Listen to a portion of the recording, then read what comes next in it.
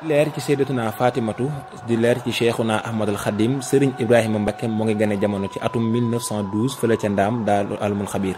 Serigne Ibrahima Mbacke ki nga xamante ni moo ko yor yàggal ko féete woon ko doon nijaayam di Serigne Dame Abdourahmane Lo comme ni nga xamante ni ko baax ki féetale woon ak moom la waral loole it bokk na ca li nga xamante ni ay nijaayam féete nañ fële ca gànnaar ndax waajuram ma nga jóge woon gànnaar. Serigne Ibrahima Mbacke bi mu nekkee dëgg mukallaf 1957 la génn doxem bu tukkee bu sori boobu nga xamante ni daa toppoon tànki waajuram bu tedd woowee dem fële ca Gabon ak yeneen dëkk yoo xamante moo waral Serigne Moussa Ka daal di bind yokkub Juzaawu Sakuur. Serigne Ibrahima Mbacke it taxawaay bu am solo lool ci jaar fépp foo xamante ni waajuram bu baax wa jaar na fa lu mel ni fële ca Bouaké Abidjan waaye it gaaram Bassam jaar na foofee waaye jaar na it Lomé jaam Cotonou